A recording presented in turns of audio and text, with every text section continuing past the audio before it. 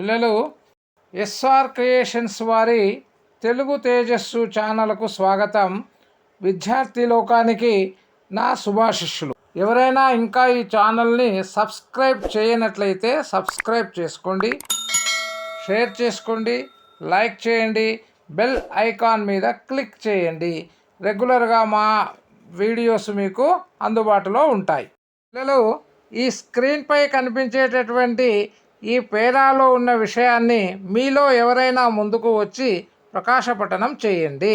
ఆ తర్వాత నేను ఆదర్శపఠనం చేస్తాను. అలాగే గురువుగారు. పుస్తకాలకు రెక్కలుండవు, కానీ వాటిని చదివితే మనకు రెక్కలు మొలిచినట్లుగా ఉంటుంది. ఆ రెక్కలు జ్ఞానాన్ని, ఆలోచన శక్తిని, సృజనాత్మకత నైపుణ్యాన్ని, లోక పరిశీలన దృష్టిని, జిజ్ఞాసను, ఉత్సాహాన్ని అందిస్తాయి. మంచి పుస్తకం ఉత్తమ మిత్రునితో సమానం. శరీరానికి వ్యాయామం ఎట్లాంటి శక్తినిస్తుందో మంచి పుస్తకం చదవడం వల్ల మనస్సుకు అలాంటి ఉత్తేజం కలుగుతుంది. ఏది మంచి పుస్తకం, ఏ పుస్తకాన్ని చదవాలనే ఎంపికలో పుస్తక పరిచయ వాక్యాలు మార్గదర్శనం చేస్తాయి. చదవండి, ఆలోచించి చెప్పండి. పుస్తకాలకు రెక్కలుండవు, కానీ వాటిని చదివితే మనకు రెక్కలు మొలిచినట్లుగా ఉంటుంది. ఆ రెక్కలు జ్ఞానాన్ని, ఆలోచనా శక్తిని, సృజనాత్మకత నైపుణ్యాన్ని, లోక పరిశీలన దృష్టిని, జిజ్ఞాసను, ఉత్సాహాన్ని అందిస్తాయి. మంచి పుస్తకం ఉత్తమ మిత్రునితో సమానం. శరీరానికి వ్యాయామం ఎలాంటి శక్తినిస్తుందో మంచి పుస్తకం చదవడం వల్ల మనసుకు అలాంటి ఉత్తేజం కలుగుతుంది. ఏది మంచి పుస్తకం, ఏ పుస్తకాన్ని చదవాలనే ఎంపికలో పుస్తక పరిచయ వ్యాఖ్యలు మనకు మార్గదర్శనం చేస్తాయి. పిల్లలు, ఆదర్శన పఠనాన్ని గమనించారు కదా. పుస్తకాలకు రెక్కలుండవు అన్నారు. పుస్తకాలకు రెక్కలుంటాయా? కానీ అవి చదివితే మనము ఎక్కడో విహరించినట్లుగా ఉంటుంది, అంటే మనకు రెక్కలు మొలిచినట్లుగా ఉంటుంది అని భావం.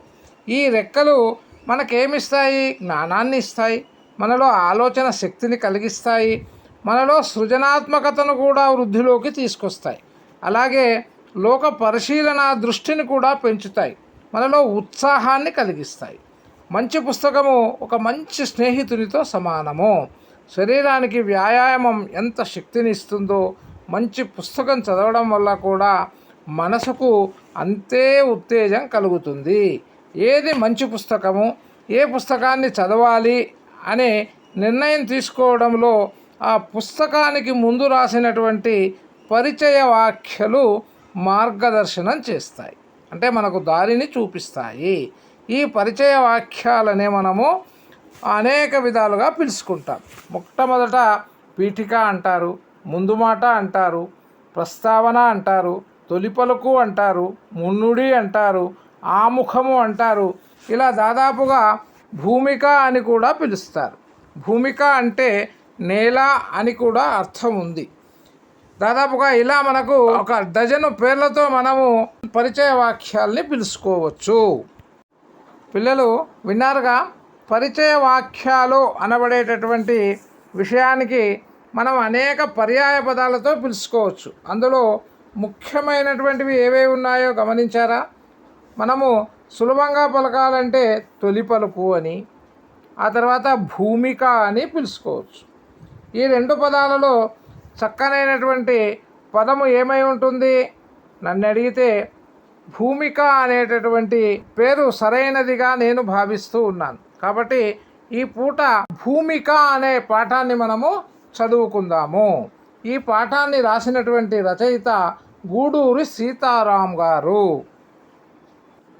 పిల్లలు, ఇక ఈ పాఠం యొక్క ఉద్దేశాన్ని గురించి తెలుసుకుందాం. ఈ ముందు మాట వల్ల పుస్తకంపై ప్రాథమిక అవగాహన ఎలా కలుగుతుందో, పుస్తకాన్ని చదవాలనే ఆసక్తి, ఆతృత ఎట్లా ఏర్పడుతుందో తెలియచేస్తూ దాని స్వరూప స్వభావాలను పరిచయం చేయడమే ఈ పాఠం ముఖ్య ఉద్దేశం. పిల్లలు, తదుపరి అంశము పాఠ్యభాగ వివరాలు. ఈ పాఠ్యభాగ వివరాలు మీలో ఎవరైనా ప్రకాశపఠనం చేస్తే ఆ పిమ్మట ఆదర్శ పఠనం చేస్తాను. అందులో లోటుపాట్లను గమనించి మీరు చదివే విధానంలో సరిదిద్దుకోగలరు. అలాగే గురువుగారు, ఈ పాఠం పీఠిక ప్రక్రియకు చెందినది. ఒక పుస్తకం ఆశయాన్ని, అంతఃసారాన్ని, తాత్వికతను, రచయిత దృక్పథాన్ని, ప్రచురణకర్త వ్యయ ప్రయాసలను తెలియజేసేదే పీఠిక. ఒక గ్రంథ నేపథ్యాన్ని, లక్ష్యాలను పరిచయం చేస్తూ ఆ గ్రంథ రచయిత కానీ, మరొకరు కానీ, విమర్శకుడు కానీ రాసే విశ్లేషణాత్మక పరిచయ వ్యాఖ్యలను పీఠిక అంటారు. దీనికే ముందు మాట, భూమిక, ప్రస్తావన, తొలి పలుకు, మున్నుడి, ఆముఖం మొదలైన పేర్లెన్నో ఉన్నాయి. నేషనల్ బుక్ ట్రస్ట్ ప్రసరించిన నెల్లూరి కేశవస్వామి ఉత్తమ కథలు సంపుటికి గూడూరి సీతారాం రాసిన పీఠిక ప్రస్తుత పాఠ్యాంశం. పాఠ్యభాగ వివరాలు. ఈ పాఠం పీఠిక ప్రక్రియకు చెందినది. ఒక పుస్తకం ఆశయాన్ని, అంతఃసారాన్ని, తాత్వికతను, రచయిత దృక్పథాన్ని, ప్రచురణకర్త వ్యయ ప్రయాసాలను తెలియచేసేదే ముందు మాట. ఒక గ్రంథ నేపథ్యాన్ని, లక్ష్యాలను పరిచయం చేస్తూ ఆ గ్రంథ రచయిత కానీ, మరొకరు కానీ, విమర్శకుడు కానీ రాసే విశ్లేషాత్మక పరిచయ వాక్యాలను పీఠిక అంటారు. దీనికే ముందు మాట, భూమిక, ప్రస్తావన, తొలి పలుకు, మున్నుడి, ఆముఖము మొదలైన పేర్లు ఎన్నో ఉన్నాయి. నేషనల్ బుక్ ట్రస్ట్ ప్రచురించిన నెల్లూరు కేశవస్వామి ఉత్తమ కథలు సంపుటికి గూడూరు సీతారాం రాసిన పీఠిక ప్రస్తుత పాఠ్యాంశము. పిల్లలు, ఈ పాఠం పీఠిక అనే ప్రక్రియకు చెందినదే అని తెలుసుకున్నారు కదా. అసలు పీఠిక అంటే ఏమి, ప్రక్రియ అంటే ఏంటి? ప్రక్రియ అంటే రాసే విధానం. మనకు తెలుగులో అనేక ప్రక్రియలు ఉన్నాయి. పద్యమని, గద్యమని, కావ్యమని, కథ అని, కథానిక అని, ఇలా అనేక రకాలు ఉన్నాయి. ఏదైనా ఒక పుస్తకానికి ఒక రచయిత కానీ, లేదు వేరొక రచయిత కానీ, ఒక విమర్శకుడు కానీ రాసేటటువంటి విశ్లేషణాత్మకమైన పరిచయ వాక్యాలను పీఠిక అని పిలుస్తారు. దీనికి అనేక పేర్లున్నాయని మనము ఇంతకు మునుపే చెప్పుకున్నాం. నెల్లూరు కేశవస్వామి ఉత్తమ కథలు అనే ఈ సంపుటికి ప్రముఖ రచయిత గూడూరు సీతారాము గారు రాసిన పరిచయ వాక్యలే మనం ప్రస్తుతము చదువుతున్నటువంటి పాఠ్యాంశము అని మనము తెలుసుకోవాలి. పిల్లలు, తదుపరి అంశము రచయిత పరిచయం. ఈ రచయిత పరిచయాన్ని మీరు ప్రకాశపఠనం ద్వారా మిగతా పిల్లలకు తెలియచేసే ప్రయత్నం చేయండి. ఆ తర్వాత నేను ఆదర్శ పఠనం కావిస్తాను. అలాగే గురువుగారు, రచయిత పరిచయం. రాజన్న సిరిసిల్ల జిల్లా దగ్గర గల హనుమాజీపేట గ్రామంలో గూడూరి సీతారాం జన్మించారు. 1953 నుండి 1965 వరకు సుమారు 80 కథల వరకు రాశారు. వీటిలో కొన్ని కథలు మాత్రమే దొరుకుతున్నాయి. తెలంగాణ కథా సాహిత్యంలో పేద కులాల జీవితాలను, అట్టడుగు వర్గాల భాషను అక్షరబద్ధం చేసిన రచయిత. స్వాతంత్ర్యానంతర తెలంగాణ తొలితరం కథలకు దిక్సూచిగా నిలబడటమే కాకుండా 1953లో తెలంగాణ రచయితల సంఘానికి కార్యదర్శిగా పనిచేశారు. పలు గ్రంథాలకు సంపాదకీయుడిగా వ్యవహరించాడు. మారాజు, లచ్చి, పిచ్చోడు, రాజమ్మ రాజీరికం ఈయన ప్రసిద్ధ కథలు. తెలంగాణ భాషను, యాసను ఒలికించడం ఈయన కళానికున్న ప్రత్యేకత. రచయిత పరిచయం. కరీంనగర్ జిల్లా సిరిసిల్ల దగ్గర గల హనుమాజీపేట గ్రామంలో గూడూరు సీతారాం జన్మించారు. 1953 నుండి 1965 వరకు సుమారు 80 కథల వరకు రాశాడు. వీటిలో కొన్ని కథలు మాత్రమే దొరుకుతున్నాయి. తెలంగాణ కథా సాహిత్యములో పేద కులాల జీవితాలను, అట్టడుగు వర్గాల భాషను అక్షరబద్ధం చేసిన రచయిత. స్వాతంత్రానంతర తెలంగాణ తొలితరము కథలకు దిక్చూచిగా నిలబడమే కాకుండా 1953లో తెలంగాణ రచయితల సంఘానికి కార్యదర్శిగా పనిచేశాడు. పలు గ్రంథాలకు సంపాదకుడిగా వ్యవహరించాడు.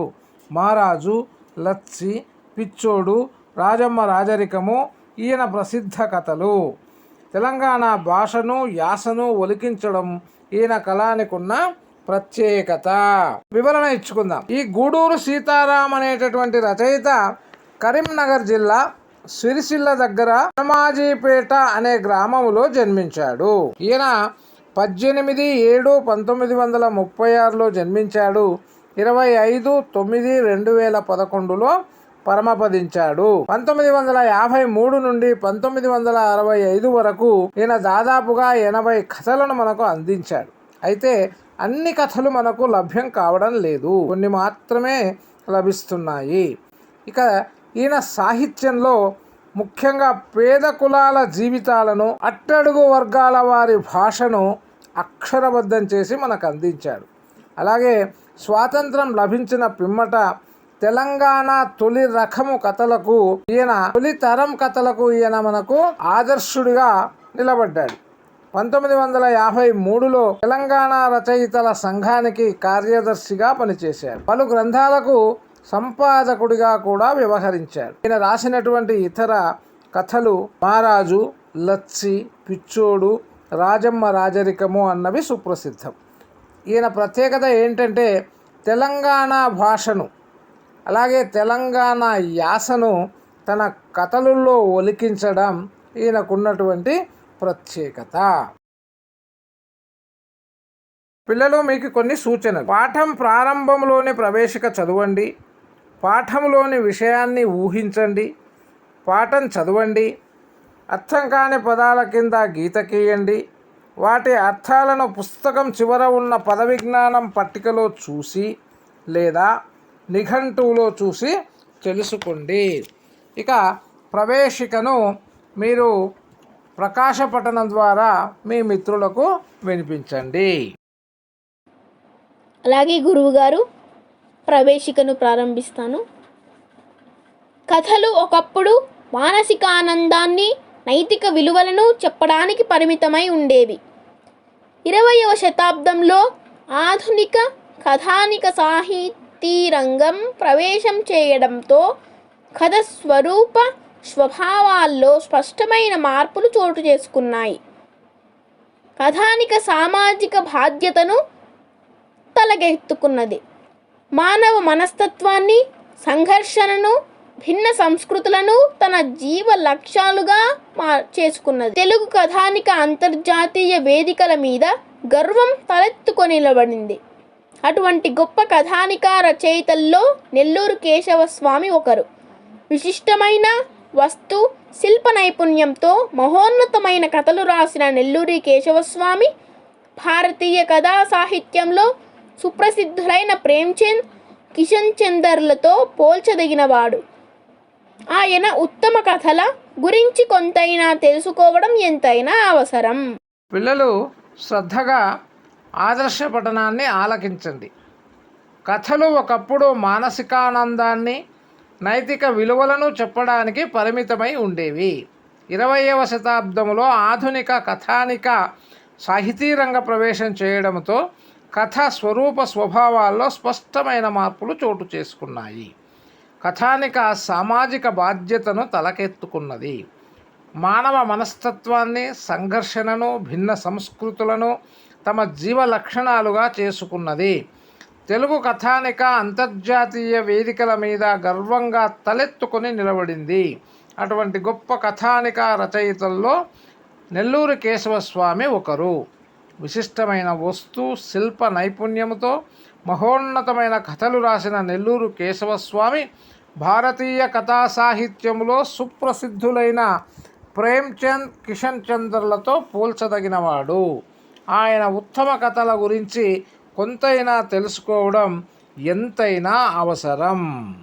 పిల్లలు, కథలు కేవలము మానసిక ఆనందానికి మాత్రమే ఒకప్పుడు తెలియచేసే విధంగా రాసేవారు రచయితలు. అలాగే నైతిక విలువలను కూడా తెలియచేసే ప్రయత్నం చేసేవారు ఈ కథల ద్వారా. ఇక 20వ శతాబ్దంలో ప్రవేశించిన తర్వాత నూతన రచయితలు అంటే ఆధునిక రచయితలు ఈ కథా స్వరూప స్వభావాల్లో చాలా స్పష్టమైనటువంటి మార్పులను తీసుకురావడం జరిగింది. ఇక ఈనాటి కథలు కథానికలు ఎలా ఉన్నాయి అంటే మనకు సామాజిక బాధ్యతతో కూడి మానవ మనస్తత్వాన్ని, మనుషులు పడేటటువంటి సంఘర్షణను, భిన్న సంస్కృతులను జీవలక్షణాలుగా చేసుకొని కథ ఫలడవిల్లింది. తెలుగు కథానిక అంతర్జాతీయ వేదికల మీద గర్వంగా ఒక సుస్థిరమైనటువంటి స్థానాన్ని సాధించి నిలబడింది.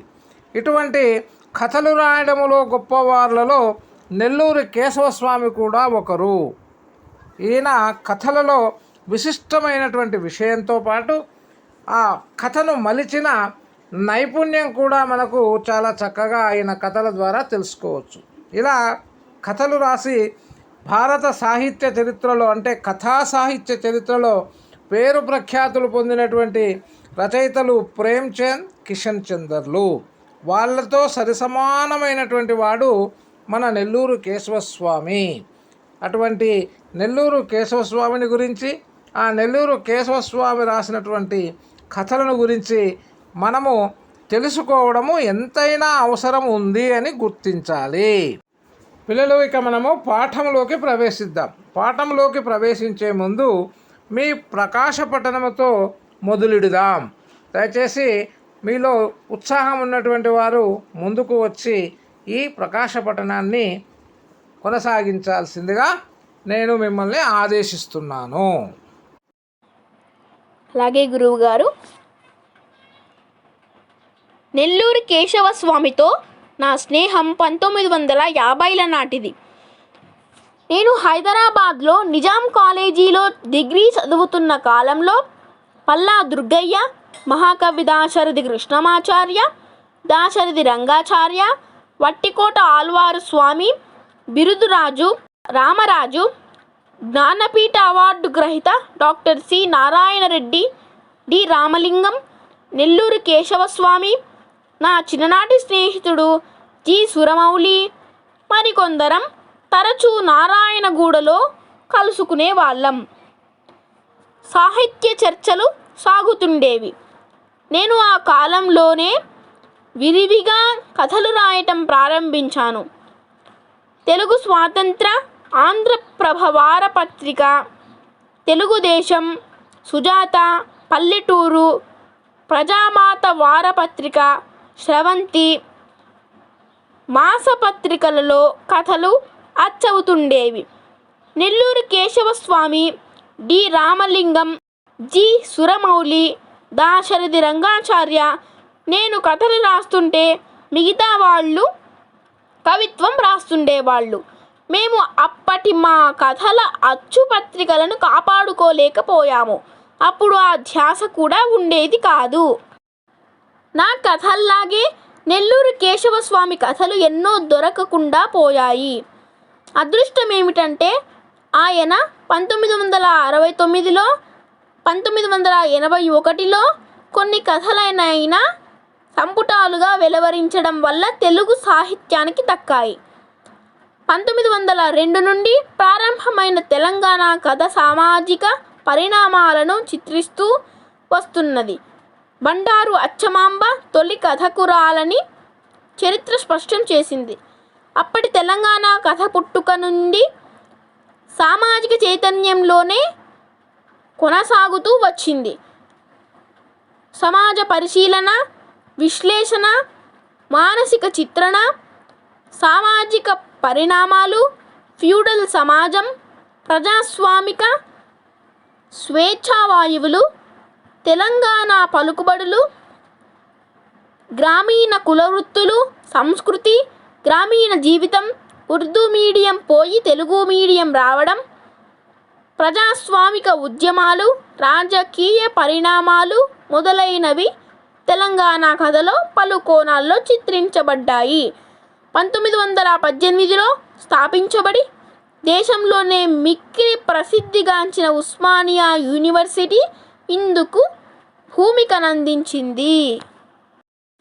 హైదరాబాద్ రాజ్యం స్వాతంత్ర్యానికి పూర్వం ఒక ప్రత్యేక దేశంగా, రాజ్యంగా, సొంత కరెన్సీని, సైన్యాన్ని కలిగి ఉండిన ఐక్యరాజ్య సమితిలో సభ్యదేశం.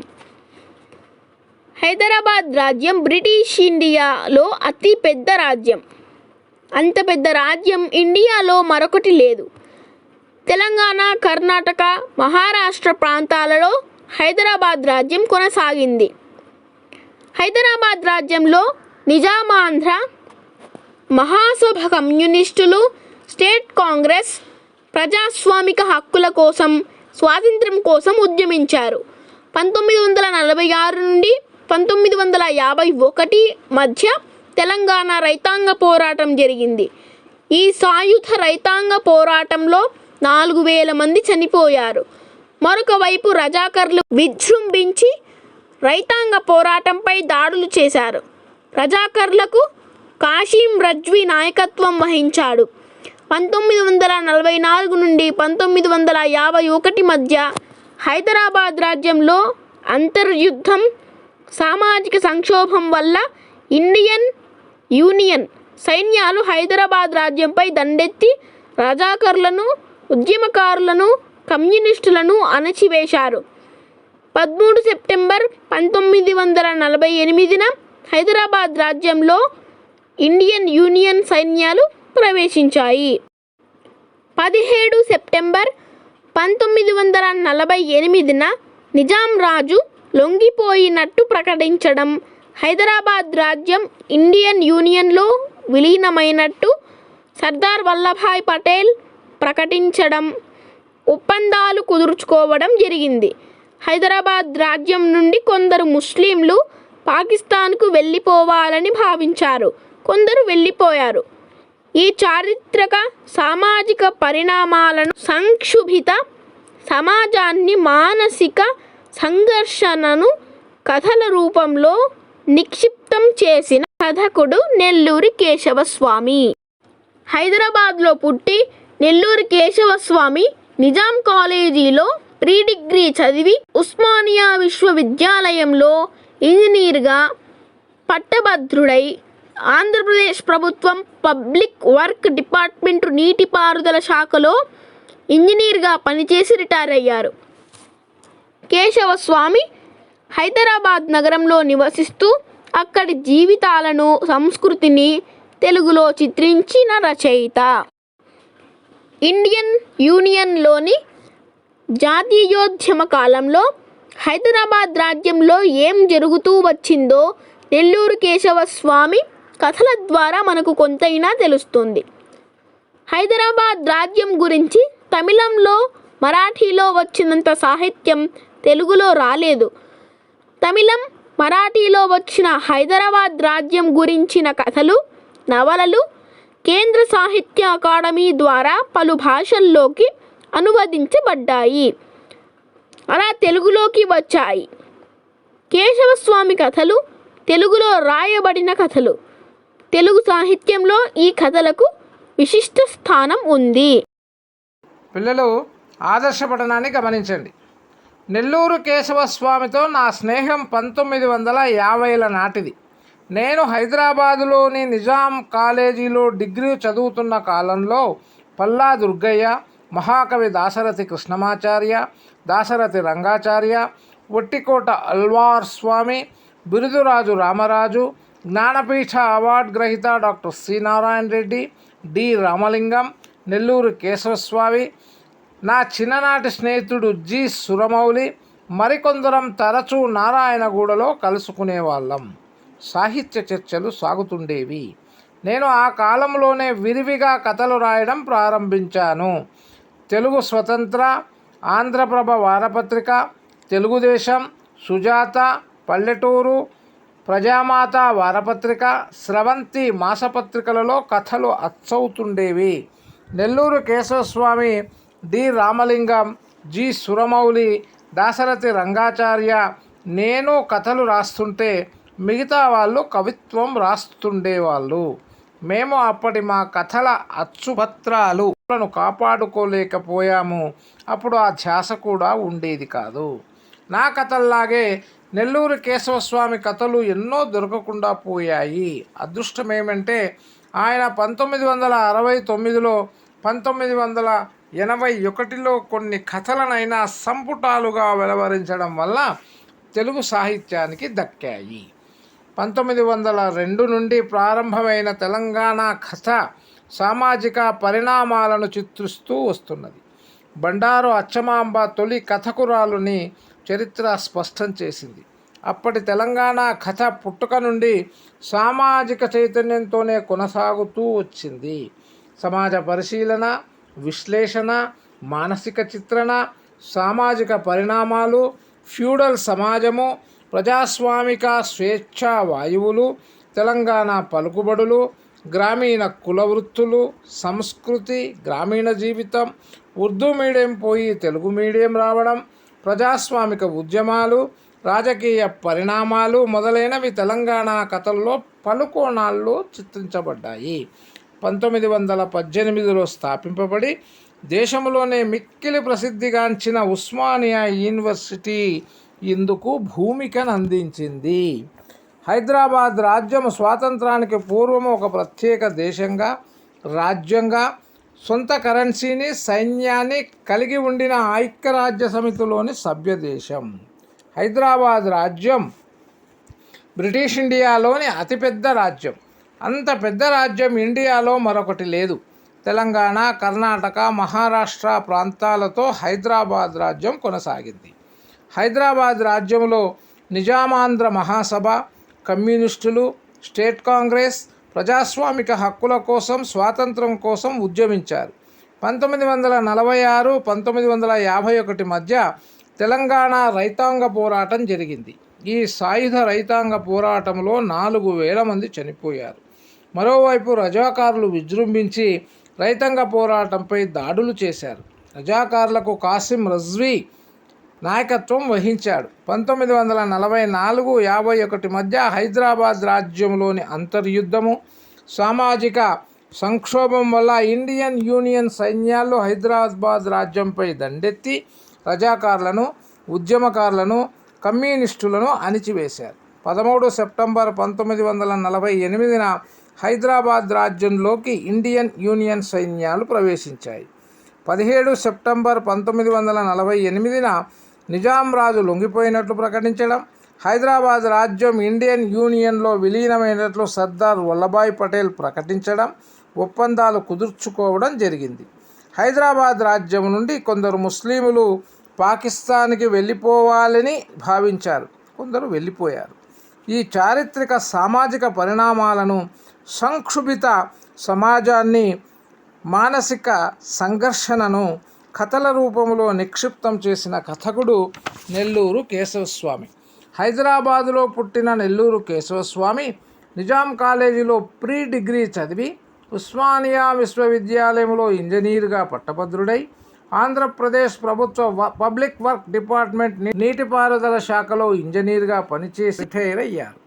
కేశవస్వామి హైదరాబాద్ నగరంలో నివసిస్తూ అక్కడి జీవితాలను, సంస్కృతిని తెలుగులో చిత్రించిన రచయిత. ఇండియన్ యూనియన్లోని జాతీయోద్యమ కాలంలో హైదరాబాద్ రాజ్యంలో ఏం జరుగుతూ వచ్చిందో నెల్లూరు కేశవస్వామి కథల ద్వారా మనకు కొంతైనా తెలుస్తుంది. హైదరాబాద్ రాజ్యం గురించి తమిళములో, మరాఠీలో వచ్చినంత సాహిత్యం తెలుగులో రాలేదు.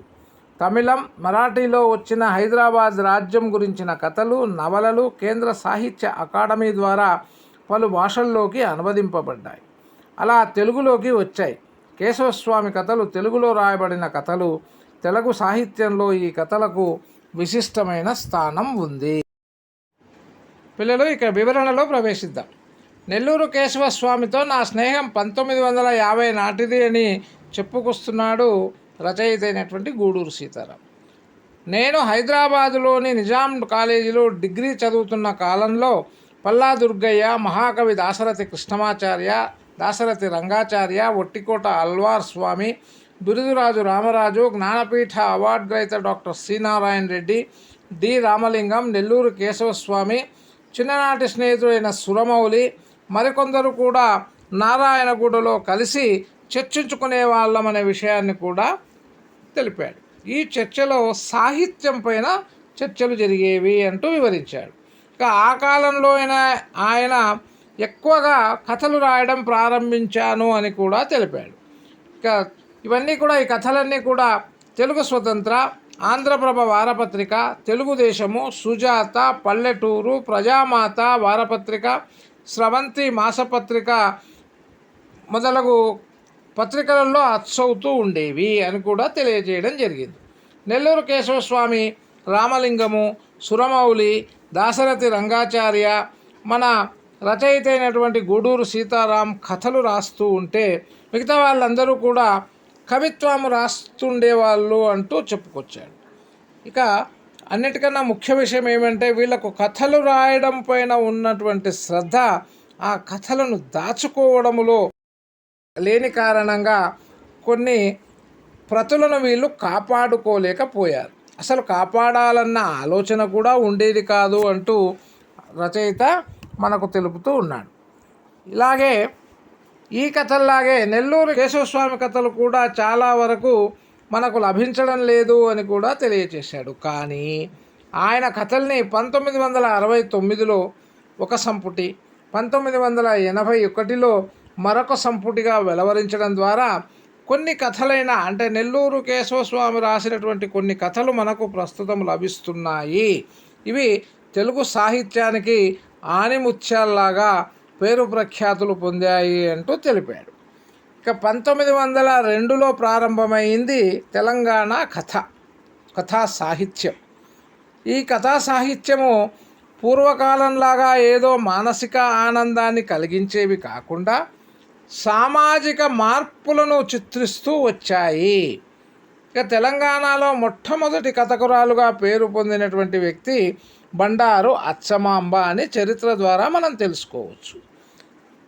అప్పటి నుండి తెలంగాణ కథ స్పష్టమైనటువంటి మార్పులతో, సామాజిక చైతన్యంతో, సమాజ పరిశీలనతో, మానసిక చిత్రణతో, సామాజిక పరిణామాలు, కమ్యూనిస్టు ఉద్యమము, ప్రజాస్వామిక స్వేచ్ఛావాయువులు, తెలంగాణ పలుకుబడులు, గ్రామీణ కులవృత్తులు, సంస్కృతి, గ్రామీణ జీవితము, ఉర్దూ మీడియం పోయి తెలుగు మీడియం చోటు చేసుకోవడము, ఇక ప్రజాస్వామిక ఉద్యమాలను గురించి, రాజకీయ మార్పులను గురించి ఈ తెలంగాణ కథల్లో అనేక విధాలుగా చిత్రించడం జరిగింది. 1918లో స్థాపింపబడి దేశములోనే మిక్కిలి ప్రసిద్ధిగాంచినటువంటి ఉస్మానియా యూనివర్సిటీ ఇందుకు స్థావరం అయ్యింది. అంటే ఇందుకు ఈ కథలకన్నిటికీ కూడా ఇది భూమికగా నిలబడింది. ఇక మన హైదరాబాద్ రాజ్యాన్ని గురించి తెలుసుకుందాం.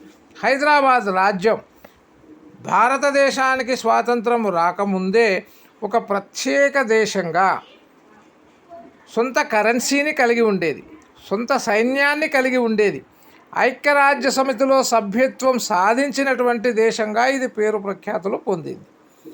హైదరాబాద్ రాజ్యము బ్రిటిష్ ఇండియా రాజ్యములో అతిపెద్ద రాజ్యం. ఇంత పెద్ద రాజ్యము ఇంకొకటి లేదు అని చెప్పవచ్చు. ఈ హైదరాబాద్ రాజ్యం అంటే నిజాం రాజ్యము ఎలా విస్తరించింది అంటే ఇటు తెలంగాణలో ఉండే 10 జిల్లాలే కాకుండా కర్ణాటకలో ఉండేటటువంటి 3 జిల్లాలు, మహారాష్ట్ర ప్రాంతంలో ఉండే 5 జిల్లాలతో కలిపి దేశంలోనే అతిపెద్ద రాజ్యంగా పేరు ప్రఖ్యాతులు పొందినటువంటి రాజ్యము హైదరాబాద్ రాజ్యము అని మనము తెలుసుకోవాలి. ఇక హైదరాబాద్ రాజ్యంలో నిజామాంధ్ర మహాసభ, కమ్యూనిస్టుల ప్రభావము, అలాగే స్టేట్ కాంగ్రెస్, ప్రజాస్వామిక హక్కుల కోసం, స్వాతంత్రం కోసం ఇక్కడి నాయకులు ప్రజలు ఉద్యమించడం జరిగింది. 1946 నుంచి 1951 మధ్యకాలంలో తెలంగాణ రైతాంగ పోరాటం జరిగింది. ఈ తెలంగాణ రైతులు ఆయుధాలు ధరించి నిజాం రాజుపై పోరాటానికి దిగారు. ఈ పోరాటంలో దాదాపుగా 4,000 మంది చనిపోవడం కూడా జరిగింది.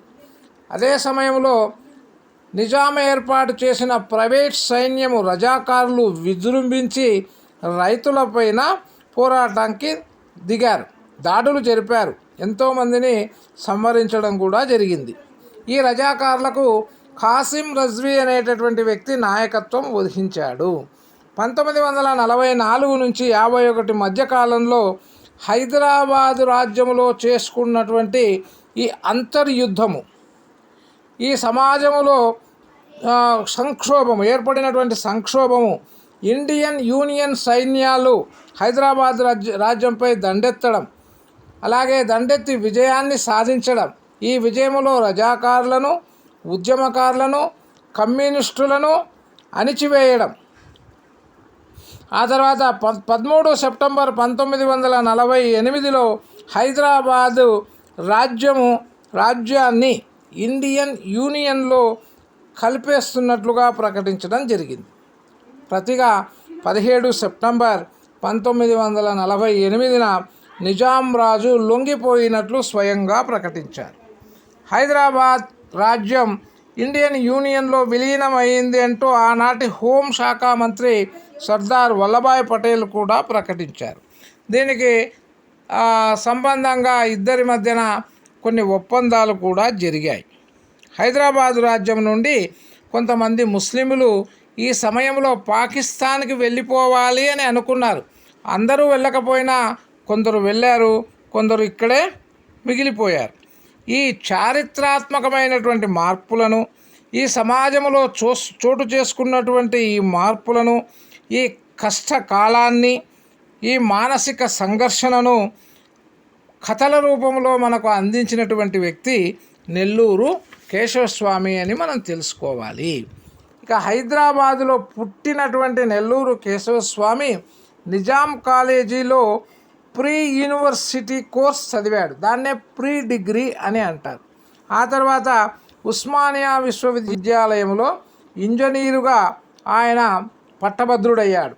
ఆంధ్రప్రదేశ్ ప్రభుత్వం ఏర్పడిన పిమ్మట పబ్లిక్ వర్క్స్ డిపార్ట్మెంటులో నీటిపారుదల శాఖలో ఇంజనీర్గా పనిచేసి రిటైర్ అయ్యాడు. కేశవస్వామి హైదరాబాద్ నగరంలో నివసిస్తూ ఇక్కడి ప్రజల జీవితాలను, ఇక్కడి సంస్కృతిని, ఇక్కడి సంప్రదాయాలను తెలుగులో అద్భుతంగా చిత్రించినటువంటి గొప్ప కథా రచయిత నెల్లూరు కేశవస్వామి. ఇక ఇండియన్ యూనియన్లోని జాతీయోద్యమ కాలంలో హైదరాబాద్ రాజ్యంలో ఏం జరుగుతుందో అన్నది మిగతా ప్రాంతాలకు తెలిసేది కాదు. కొంతవరకు నెల్లూరు కేశవస్వామి కథల ద్వారా మనం తెలుసుకోగలుగుతున్నాం. కానీ హైదరాబాద్ రాజ్యాన్ని గురించి తమిళములో వచ్చినన్ని కథలు, మరాఠీలో వచ్చినన్ని కథలు తెలుగులో ఆనాడు రాలేదు. కారణం నిజాం రాజు అంటే ఇక్కడి ప్రజలకు ఏర్పడిన భయం.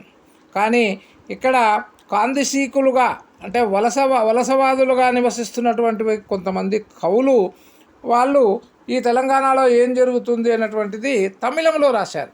అలాగే మరాఠాలో ఉన్నటువంటి వాళ్ళు కూడా కొందరు ఈ సాహిత్యాన్ని మరాఠంలో రాశారు. వీటిని గ్రహించినటువంటి మన కేంద్ర సాహిత్య అకాడమీ వారు ఈ తమిళంలో లభించినటువంటి ఆధారాల పరంగా, మరాఠీలో లభించినటువంటి ఆధారాల పరంగా వాటిని తెలుగులో అనువదించి తెలుగు లోకానికి తెలియచేయడం జరిగింది. అయినప్పటికీ కూడా నెల్లూరు కేశవస్వామి రచినటువంటి కథలకు ఒక ప్రత్యేకమైనటువంటి స్థానాన్ని మనము గుర్తించాలి. అర్థమైందనుకుంటాను. పిల్లలు, విశేషాంశాలన్నింటినీ కూడా రెండవ భాగంలో చర్చించుకుందాం.